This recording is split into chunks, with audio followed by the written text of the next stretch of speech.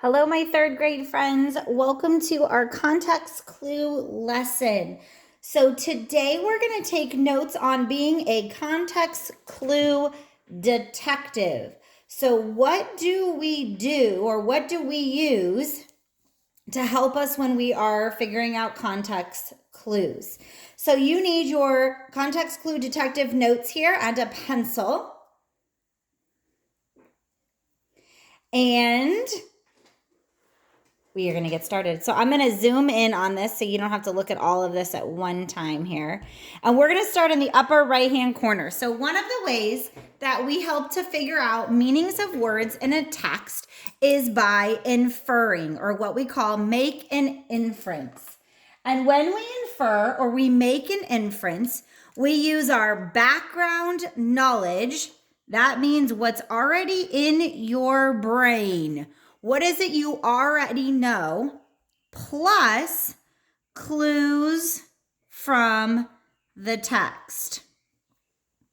And this is kind of in the video, if you previously watched what they were talking about with the doghouse. They showed a picture of a doghouse. They showed a bowl. They showed that it was outside and said what was missing. So you use the clues, the doghouse, the bowl, outside, your background knowledge of what you know about those things to put it together to say, oh, it was a dog. So one of the things we use is by using our inference. The next thing that we use in a story is sometimes they actually give us the definition or the meaning of the word.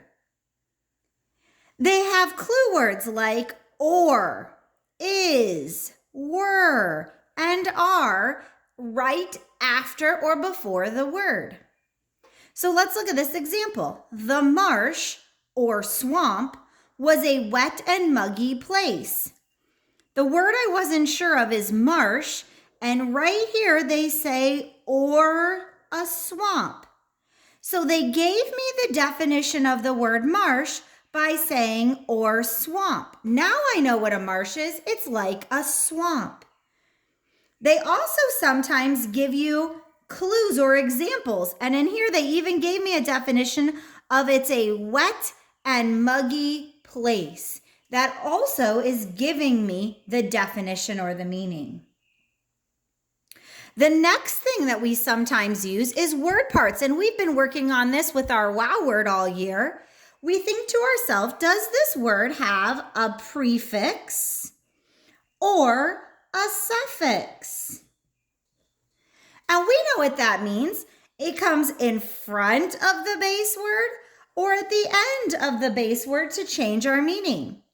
Like in the word helpful, the suffix full helps me figure out that helpful means full of help.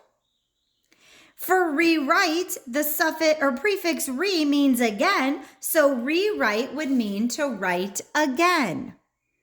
So I can look at the word and say, does it have any word parts that might help me figure out what this word means?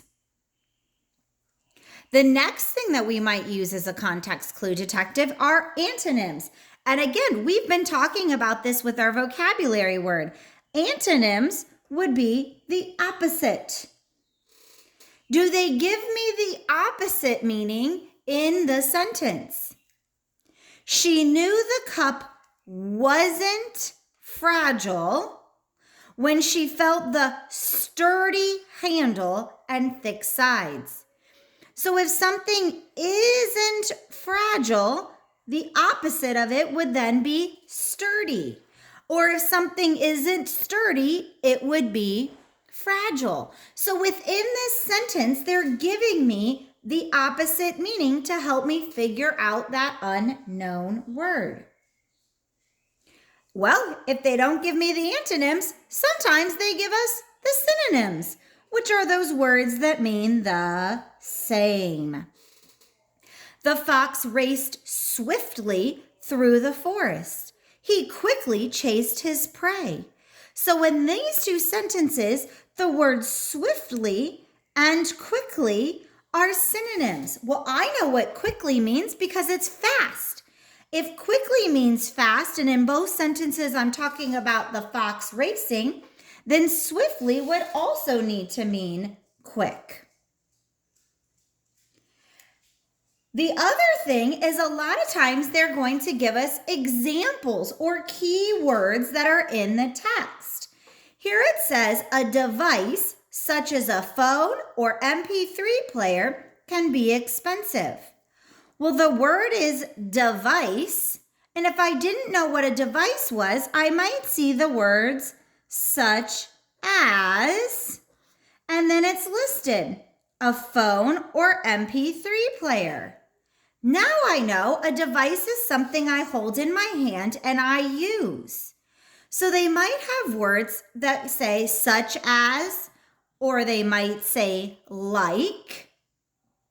And those would help me to figure out the meaning of the word by giving me examples. Now here's the cool thing, my third grade context clue detectives. Always in the text, the author gives you some sort of a context clue. They know that as third grade readers, we're still developing our understanding of words. So when you're reading and you get to those larger words, I can guarantee there's some sort of a clue around it to help you figure it out. You just have to become a detective to figure out what it is. Keep these notes handy this week as we go through our lessons on context clues.